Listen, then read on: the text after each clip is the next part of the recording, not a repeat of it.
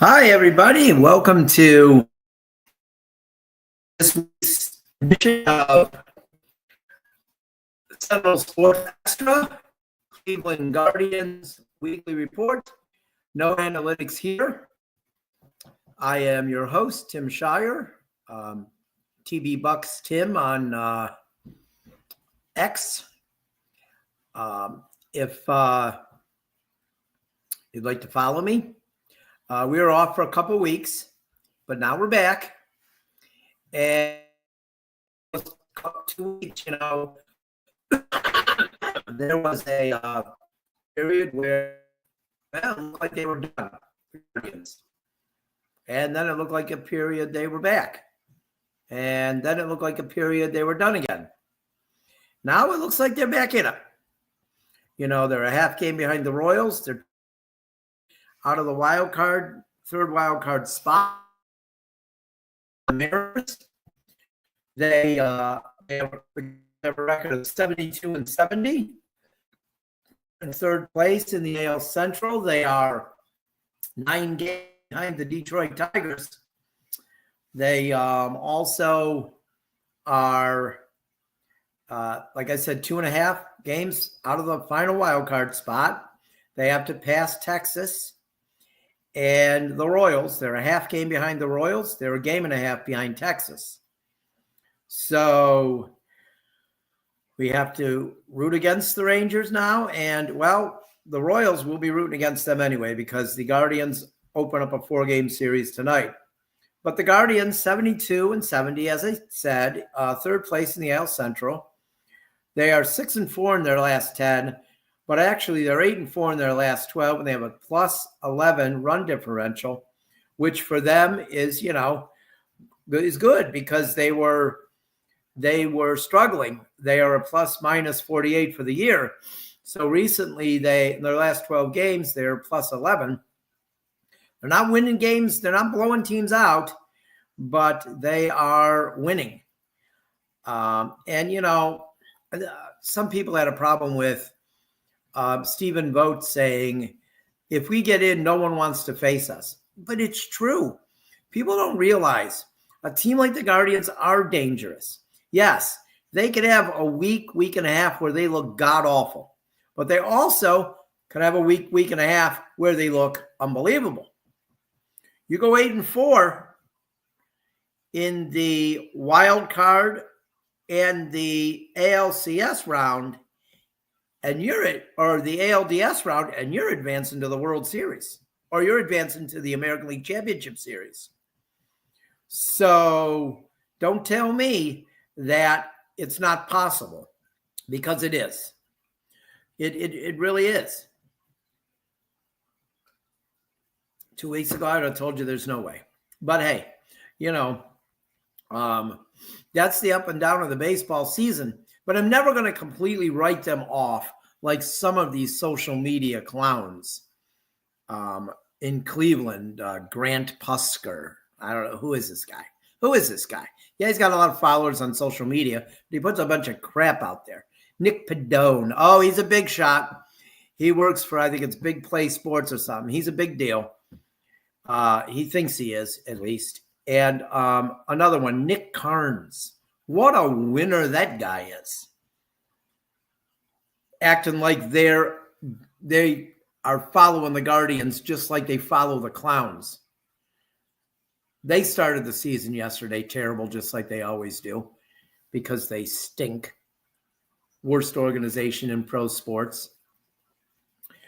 But, I wonder how many people in Cleveland actually realized that the Guardians won yesterday, because the local media didn't even talk about it.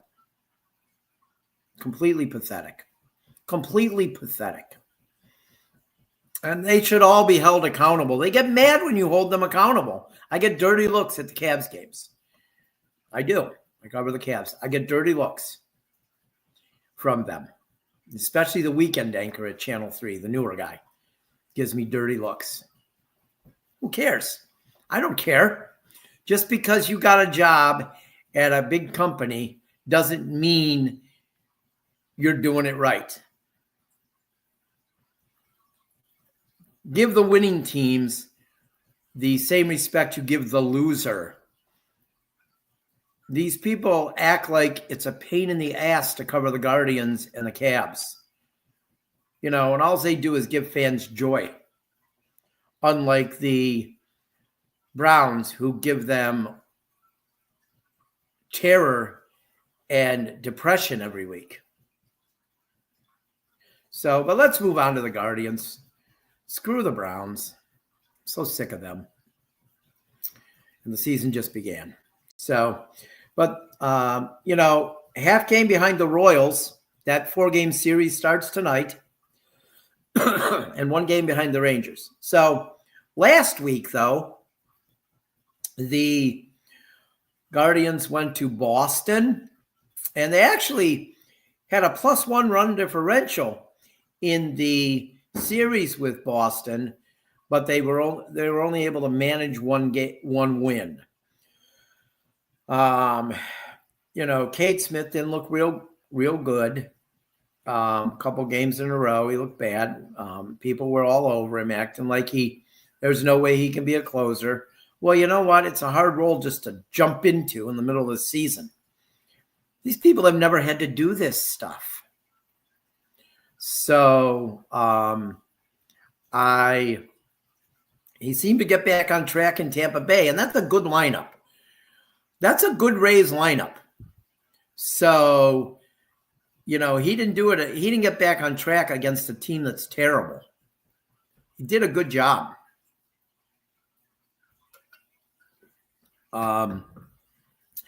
The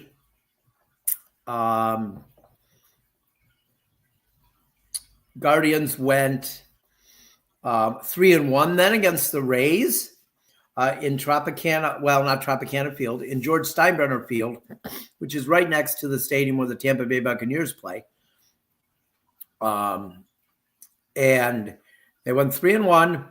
They outscored the Rays by 6 runs in the series. It was pretty exciting. When I watch the games on TV, it's one of the features I love about the Guardians TV app is that you have a choice to listen to the radio or the TV. I always listen to the radio.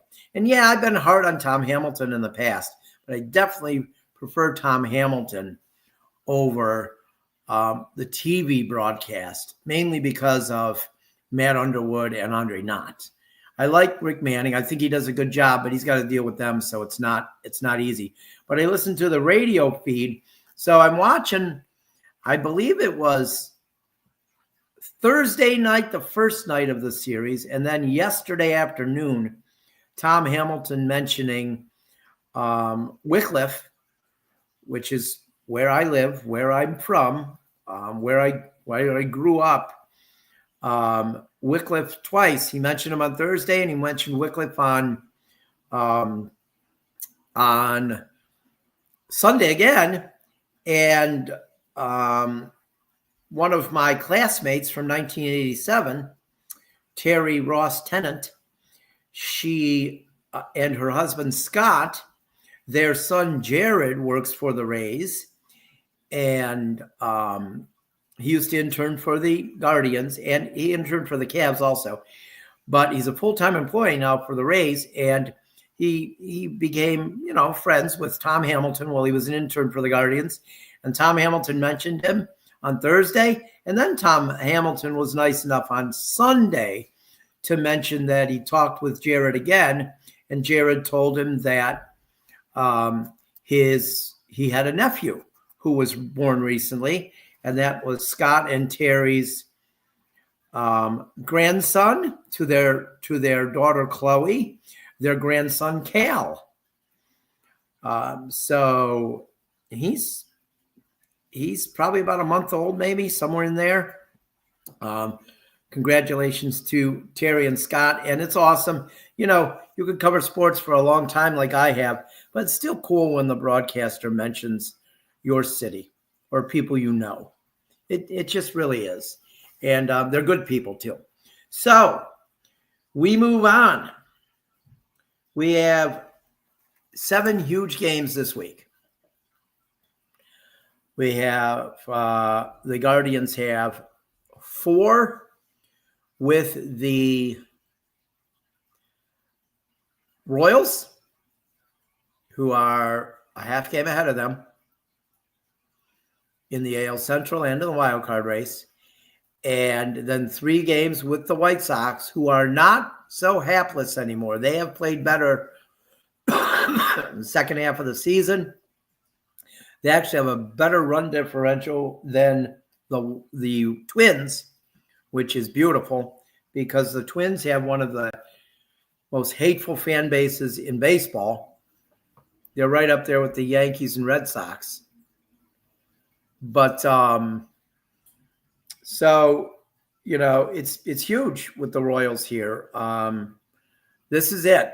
This is it. I feel like they have to go 3-3 or 3-1. 3-1 or sweep. If they go 3-1, they're ahead of the Royals when they leave. If they go 2-2, they're still a half game behind them. You want to make up that ground and pass that team when you're playing them. So if they can go 3-1, they would be ahead of them. And then, they still have to pass Texas and they have to catch Seattle, who they're 2.5 behind, and they're 1 game behind Texas. But the Guardians do lead the season series 5-4. So if they do split, they win the season series, and that's the tiebreaker. So if the Royals and the Guardians would finish with the same record, the Guardians would get the tiebreaker. So the Royals have 1 more win than the Guardians, and they played 1 more game. They're tied in the loss column. They are 73-70. They are, as we said, they're in second place in the AL Central. They're 8.5 games behind the Tigers, 2 games out of a wild card spot. They're 5-5 in their last 10, and their run differential is 1 plus or minus 1. So, that's this series is huge. I mean, this is it. This is it. There's 20 games left, people. There's 6 series left. There's 20 games. So this is when they have to do it. I feel like, and this is tough to do, but I feel like they have to go 15-5. If the Guardians go 15-5, they should be able to get that last wild card spot. But they have to go 15-5. And this is it. They put themselves in this situation. Nobody else put them in this situation. Some of the decisions throughout the year by Stephen Vogt, some of the collapses of the starting pitching staff like Tanner Bybee, they put this team in the situation. The Emmanuel Clase, Louis Ortiz, they screwed their teammates over. So I think that, this is where we are. 20 games left. I think they have to go 15-5. If they go 15-5, I think they'll make the playoffs. But I think that's the worst they can be. So that would be 87 wins. That would be 6 games less than last year. And they did drop off from last year. They don't have the best closer in baseball. Last year was Clase. They traded Josh Naylor. Right now they are the worst offense in the history of the franchise. They have the worst batting average in the history of the Cleveland franchise. 125 years. So, and they still have a chance to make the playoffs. So the fact we are sitting here saying that is unbelievable. But let's get the pitchers for the series against the Royals. I'll give you the game times first. We got Monday, Tuesday, and Wednesday game times at 6:40 in the series with the Royals. And then Thursday night, those first 3 games are on Guardians TV.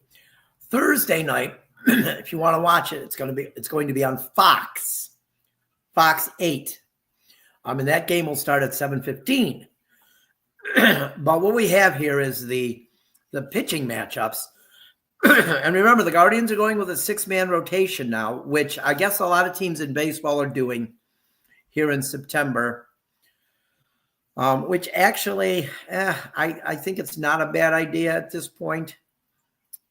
We've softened pitchers so much that you can't overwork them at the end. So going with a 6-man rotation is what needs to be done at this point in September with 20 games left. So pretty much all of the starters will have 3 starts left. 2 of them might have 4. So tonight at 6:40, the Royals will throw Ryan Burgett. He's 2-1. He's a right-hander. He's 2-1 with 2.61 ERA. Slade Ciccone will go for the guards. He is 5-6 and 4.78 ERA, but he has not been good since the beginning of August. He's really struggled. He had a great July. He's really struggled in the last month plus. So hopefully he can get back on track tonight. We'll see. But then we have Tuesday night's game at 6:40 at Progressive Field. Left-hander Noah Cameron. I have him in several fantasy leagues. And he has pitched well. He is 7-6 with a 3.03 ERA, which that means is he's run into some bad luck. The Royals haven't hit on the nights that he's pitched, it looks like. So I'm hoping, here that the Guardians maybe can hit him a little bit. And then Joey Cantillo will face him. And Joey Cantillo is 4-3 with a 3.73 ERA. He has the second best ERA on the team.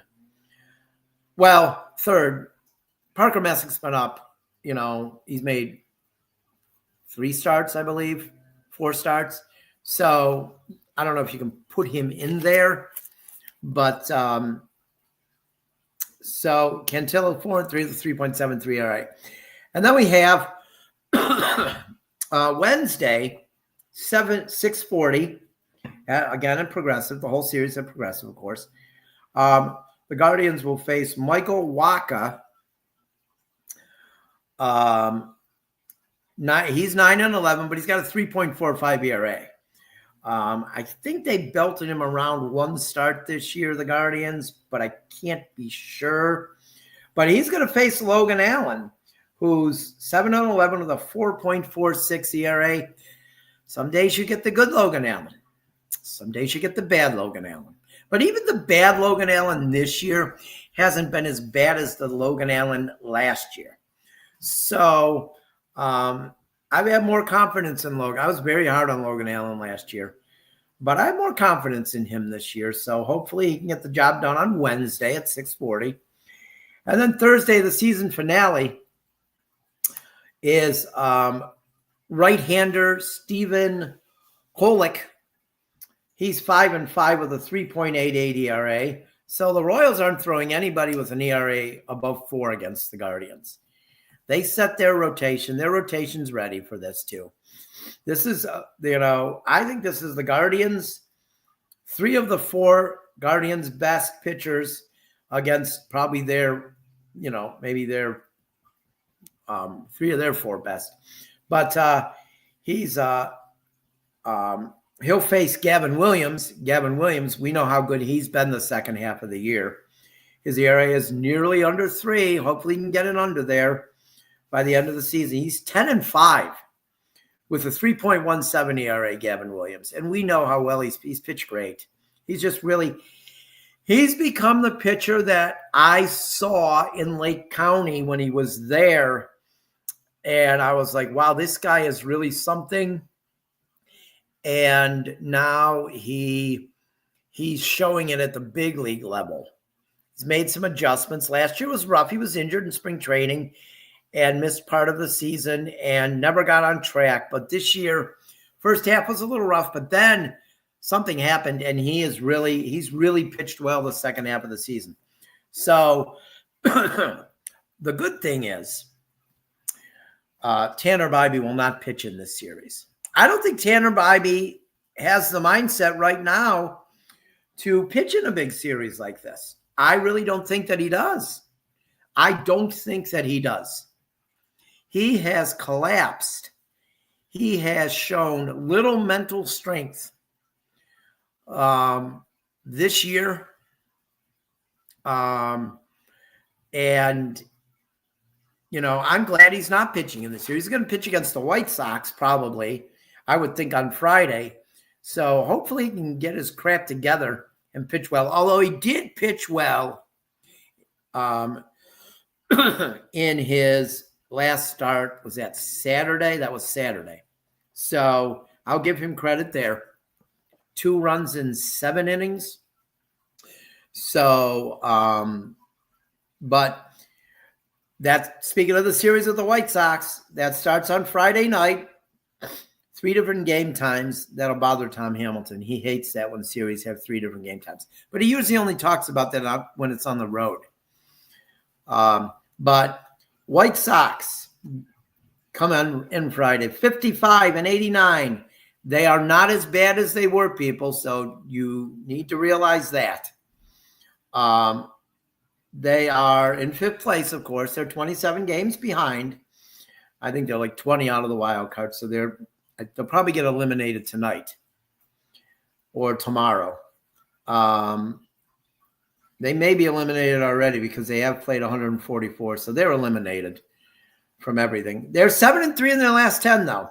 And they have a run differential of minus 80. So, but they're not.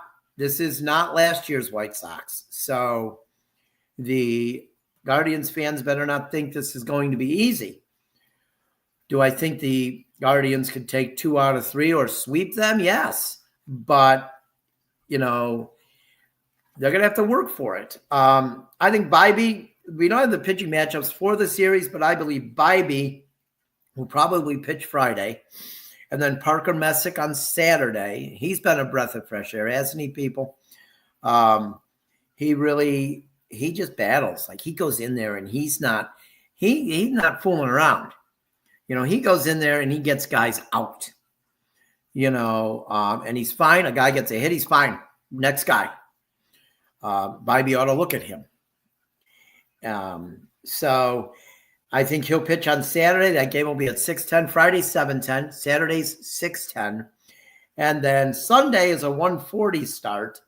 And if everything's slotted correctly, I believe Slade Ciccone will start the Sunday game. The White Sox have not named any pitchers yet. They're all TBA.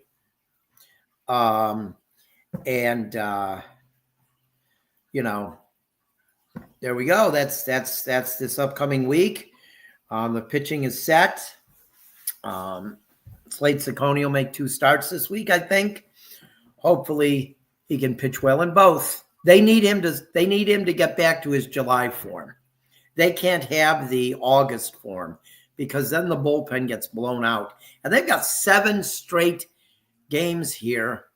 So they need to actually I think they still have 10 straight. So they really need to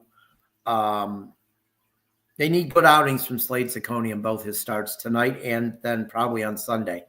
So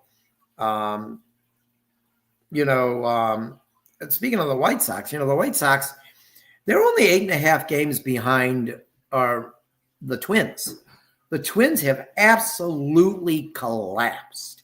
And let me tell you something. That doesn't bother me one bit because their fan base talks as much crap as other fan bases I can't stand. The Browns, the Yankees, the Red Sox, the Twins fan base is just as bad. Talking a bunch of crap all the time. They're just talking crap about the White Sox this weekend. Let's face it. The White Sox may finish ahead of the Twins next year. I think it's too late this year, but they may finish ahead of them next year. The Twins could take their rightful spot in last place next year. But they'll keep talking crap, their fan base, and some of their media members too. But here is an uplifting thing. The Guardians have 6 series left, 20 games. They are 52 and 42 against the American League. Because they're 10 games over 500 against the American League. They are 20-28 against the National League. Good news is they're done with the National League. They are finished with the National League. So they do not have to play them anymore. So they finish against the American League, and that is great. So they will not have to face the National League, who they struggled with this year. And I mean, we could say it, you know. It would be great if they did play the National League at least 4 more times, because then we know what that would be. But sitting here in third place, I'm not going to be like Twins media and fans and talk crap about the National League or anyone else, because the Guardians still have an uphill climb. They are still 2.5 out of that last wild card spot. But they're close. They're close. They have to pass the Rangers and the Royals to be the next team. And that's only a game and a half. And then the Mariners, who have not played great recently, you know, can they pass them? Maybe they can. But I think that, you know, it's possible. Is it probable? I don't know. With baseball, you never know. Baseball is such a streaky sport. You know, the Guardians went 3-3 last week. So who knows what they'll do this week? Well, they went 4-3 last week. I'm sorry, they went 4-3 last week. So they could go 3-4 this week, and it's over. If they go 3-4, it's over. But you just never know. I'm going to give my prediction. I've been way off many times this year, and usually I've been way off, and it's been a positive thing that I've been way off. So I'm going to say they go 4-3 this week. 4-3. So 2-2 against the Royals and take 2 out of 3 from the White Sox. Is that good enough to stay in it? I don't know, but that's what I'm going to say. I'm going to say they're going to go 4-3 this week. And let's hope that they can, you know, maybe gain some ground. You want to be within a game or in the third spot going into the last week. So they have 2 weeks to do that, which I believe is a period of 13 games there. So that's pretty much it. I don't think there's anything really else to talk about. I hope that, hope they can continue to play well. They look good against the Rays, who are not an easy opponent. So let's hope they can keep that going against the Royals, who I think they're very similar teams, the Royals and the Rays. So hopefully the Guardians will be able to do to the Royals what they did to the Rays. If they win 2 games of the series, though, they'll take the season series, which is the tiebreaker. I talked about that earlier. So we'd like 3-1, right? Or a sweep, which I think is asking too much. But 2-2 gets you the season series and the tiebreaker. So, but next week, hopefully on Monday and next week, I'm sitting here and we're talking about the Guardians, who are in the third place wild card spot and not out of it. So we'll see you next week. And we do have a show on Thursday night now. It is a NFL prediction show with my broadcast partner, Chuck Kolchuk, and Sentinel writer, Joey Schneider. And we have guests. We're going to have guests every week. That's at 6:30 every Thursday. So I'll see you then. But until next Monday, if you're only a Guardians fan, you have a good week and go Guardians.